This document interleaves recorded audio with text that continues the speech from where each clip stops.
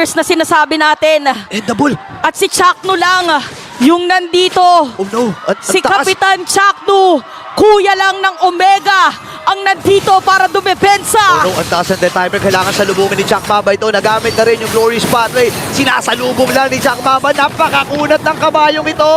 At meron pang catapult dito, side ng Omega, nililiko sa Ala, gitna. dinadala. Dito ka! Dito ka! Welcome ka sa barangay! Pero mawawalan dito ng Ay, hindi! Wala palang immortality! Wala. Mega kill na pa rito kay Demon May Knight! minions. Naku, hindi mo na-clear yung minion wave! Hindi pa na-clear yung iisang catapult! At unti-unti na nga sinisira Wala! yung side! Madedefensahan pa rin ni Jom! Hindi pa tapos yung laban natin! Oh, no! Dahil makaka-double kill pa nga! PJ with a shutdown! Make it a triple kill! What was happened? Anong nangyari? Wow, grabe si Chuck Mamba. Si Cap Chuck. Dinala yung catapult dun sa gitna. At talagang napuruhan yung catapult na yun. Maliit na buhay na lang ang natira. Ngayon kailangan umatras ni Remy J dito. Apat na Bumabay beses time. na salubong sa kanya. Bumabay time, Kuya Burrito. Sumipa. Si Domin nandito sa may bandang Ketli. Merong mga players sa side ng Omega. And the ball. At sa linggong ito, parang hindi All right. Oh! Show is there. Renegade, a new Renegade. hero unlocked this season. Tapos Terizla naman ang gagamitin ni Edward towards the Renegade. XP lane. Classic This hero. is something that you've been wanting to see, di ba? Yung Matilda na nga lang yun natira. Yung It makes a lot of sense, but they go for Nolan instead. Talagang comfort yung hinahanap ng Smart Omega rito. And we've seen Andoryu pull off an amazing Nolan game. But it is gonna be against Renegade's show here. And also, you're playing a Nolan against a Terizla. So it is dangerous, but then again, ang motto ng barangay dito is kapag gumagana, gumagana. Tama. And of course, you always have to think about the layers of sets here. Maybe it'll be a lot easier para this Aurora for now. Pero you know what? There's a lot of counterpunch coming in from Omega with this lineup. I mean, at this point, yun yung kailangan nating tingnan. Smart Omega having 3 catches para doon sa ling. You have the Aurora, Edith, and the Hylos. Meanwhile, sobrang gaslaw din kasi ng lineup ng Aurora, especially with Show as your roamer. We are about to figure out if Aurora is gonna get the sweep or Smart Omega can bring us to Game 3. Casters, it's go time. Marami tayong kailangan tingnan at kailangan. Pero syempre, para dito naman sa Smart Omega, wait lang, si Andorra dito pumapasok din. Ito yung Jeet Flow and first blood kagad. natayuningan agad dito ng Aurora. Titibok, lalo na nakakakaba ito ha. Yung tibok ng puso na magkabilang pupunan na ito, ramdam natin. Pasok si Renny J. Grabe pala flicker na naman, pero pinigilan doon. Pero namaganda magpasok naman para kay Edward doon sa may penalty zone. Pero si Ukir, ang unang makakakuha ng kill. Si Ukir dito magiging target nila. Si Chuck tumatakbo. Hindi na napansin yung kabayo. At dahil doon, ang naging casualty lang ay si Renny J. Pero si Yue hinahabol dito si Chuck, no. Kunat nung kabayo. Kala ko kaya na rin eh. Yue na mapatumbay. Oo, para sabi niya, choke na to eh. Choco na to eh. Baka Renny J na to eh. Oh, na-miss niya daw gamitin yung choke.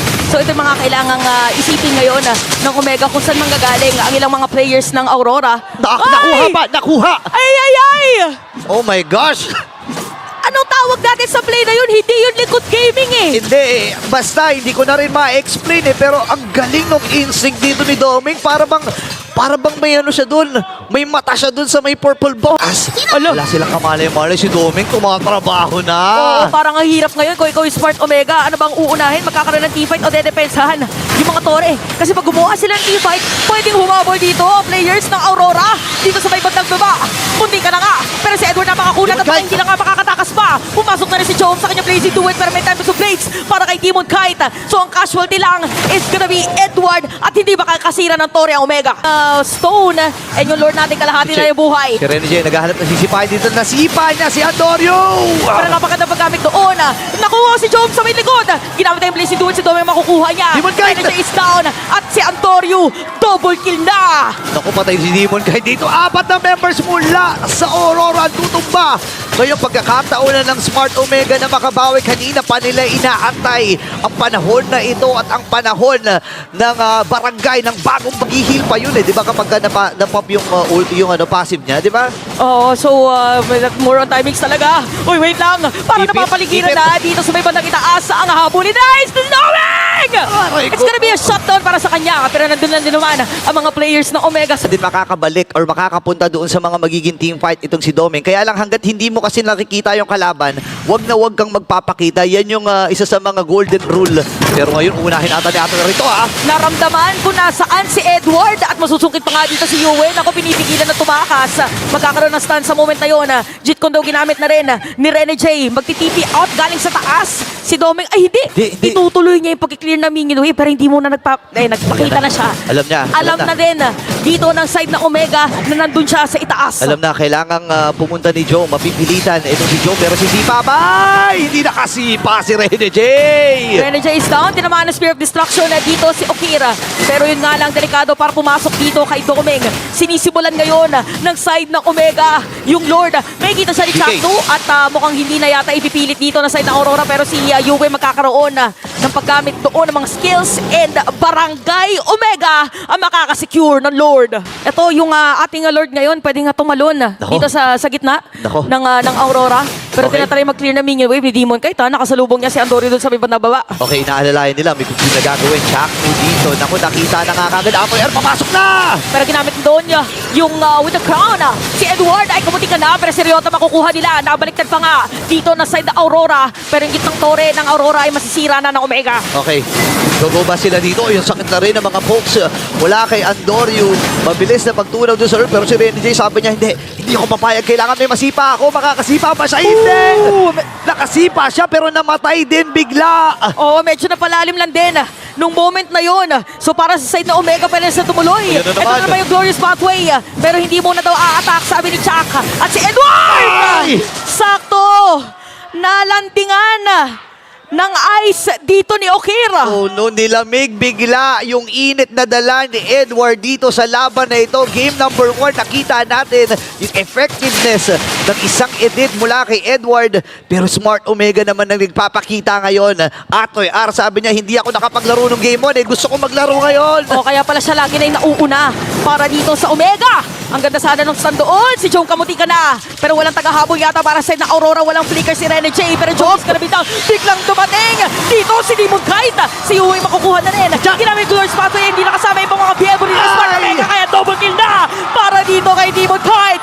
Make it a triple kill. Kung kanina kamaniac siya, aabutin pa ba ngayon si Antonio? Nakatatlo si Demon kahit dito pero may gusto gagawin. Andoryu with a kill. Shutdown para dito kay Andoryu. Akala ko nakangiti na yung Smiling Demon kaya lang di niya namalayan. Meron pala pa-burst sa kanya. Grabe, mata sa mata, pangil sa pangil. Para dito sa ating dalawang junglers. At napak-intense. And nag-react na rin doon sa may top lane. Itong si Andoryu. Pwedeng ang call nila dito ay Rush. Hindi makakabalik si Andoryu dito. Ilalaban ba ng Smart Omega? Pasok na naman! Divide yata ang sinasabi nila penalty zone. At si Yui yung nagsarili Glorious Pathway. Demon Kite ang makakasecure dito ng Lord. Si Andoryu dadating na. At Star Wars na. Sinabi natin yung kabayo ay magkakaibang kalbaryo na dala. At kamuti ka na si Rene J. Ang nakuha lang dito sa Aurora ay si Edward. Napakaganda na naging call ng Aurora doon. Alam nila na hindi kasing bilis ng Ling yung pagdating ni Andoryu. Pero meron silang mga minions sa 4v5 to. A numbers game lamang na lamang ang Smart Omega. Tingnan natin kung mahuhold ba to ng Aurora. Kamuti ka na ginamit yung Spear of Destruction. Si Yue gumawa na sarili niya Glorious Pathway. At kita natin yun na ginamit na ni Jom yung kanyang blazing Ay! duet. Si Yue nga lang makukuha dito ni Okira. At si Rene J, si Demon Kite, at si Doming na lang ang natitira para dumepetsa. Ikakat nga ni Demon Kite. Ikakat dito kasi masakit na yung mga pa-free-hit ni Doming. Saan pupunta yung Lord? Saan Naku pupunta? po! Saan pupunta yung Lord? Atras, Naku po! abante! Atras, Naku po! abante! Saan na napunta yung Lord? Hinahanap natin ngayon kung saan napunta. Ginamit yung Tempest of Blades para ma-clear yung Minion Wave. Okay, sa may bandang ibaba pala siya pupunta kasi naisama nila doon sa may bandang gitna. Nako, nailapag Si na rin. Jom! Yung Glorious Pathway, si Jom may pinoprotektahan. Si Demon Kite, nakakaamoy ng Ito na dugo si si Rene J. Demon Kite. Nakakaamoy ng dugo. Si Rene J nandito rin. Grabe, napayelo dito ni Okir. Si Rene J kaya napigilan. Doon, yung set up play sana na gagawin ng Aurora. Na ito, habang si Andoryu ay nandun lang sa may long bush Oo. kung sila gagawin. Chakto, okay, nagmamadali yung kabayo. Double dash! Ay! Napahaba yung highway! Highway extended! So nagamit guys yung mga ibang mga skills dito ng mga players ng Omega. Okay. kinabahan ang MPL fans. Okay, maski ako kinakabahan na rin ako kung ano ba ang mga sunod na kaganapan dito. 4v5. Nasa may bandang itaas pa si Doming. Any moment naman pwede siya pumunta rito. ay, Si Jom! ay, ay. Naku, tinutunaw ata si Jom dito ha! Si Rene J, bigla nakita doon. Beat na pala, meron namang immortality. Pinatatating na ibang mga players dito sa side ng Aurora. Pero Omega, sabi nila, tara makipusta. At Doming! hinahabol na nila ang mga players dito na side ng Omega. Pero Demon kahit nandun lang sa likod. Si Ukir, meron pa yung passive. Ngayon si Doandori mamamatay. Naku po, makikipagsabay na Demon Guy pa ay makakakuha na naman ng kill. At apat ng members mula sa Omega ang tutumba. Kailangan umuwi ni Jack Mamba. Siya na lang ang natitira. Ang taas ng the timer. 38 para dito kay Jom. Ito na yung mga TikTok timers na sinasabi natin. Double. At si Chakno lang, yung nandito. Oh no. At Si ang taas. Kapitan Chakno, kuya lang ng Omega, ang nandito para dumepensa. Oh no, ang taas ng the timer. Kailangan salubungin ni Jack Mamba ito. Nagamit na rin yung Glory Spotlight. Sinasalubong lang ni Jack Mamba. Napakakunat ng kabayong ito. At meron pang catapult dito sa Omega, nililiko sa Ala, gitna. dinadala. Dito ka! Dito ka! Welcome ka sa barangay! Pero mawalan dito ng Ay, hindi! Wala palang immortality! Wala. Mega kill na pa rito kay Demon May Knight! minions. Naku, hindi mo na-clear yung minion wave! Hindi pa na-clear yung iisang catapult! At unti-unti na nga sinisira Wala. yung side! Madedepensahan pa rin ni Jom! Hindi pa tapos yung laban natin! Oh, no. Dahil makaka-double kill pa nga! PJ with a shutdown! Make it a triple kill! What was happened? Anong nangyari? Wow, grabe si Jack Mamba. Si Cap Jack. Dinala yung catapult dun sa gitna. At talagang napuruhan yung catapult na yun. Maliit na buhay na lang ang natira. Ngayon kailangan umatras ni Remy J dito. Apat na Bumabay beses time. na salubong sa kanya. Bumabay time, Kuya Burrito. Sumipa. Si Domin nandito sa may bandang Ketli. Merong mga players sa side ng Omega. And the ball. At sa linggong ito, parang hindi matatapos yung ating araw na hindi tayo aabot ng game number 3. Omega naman para sa game number 2. OMG! Smart Omega extending this series to game on number 3. Grabe, Wow! ang sakit sa panga. Ibang klase. 500 IQ play para kay Jack Mamba, ladies and gentlemen. Hindi pa rin makamove on si Jack Mamba, pero for sure hindi rin makamove on ang mga tropa natin dyan sa panel. Muli, hindi na naman kami makapaniwala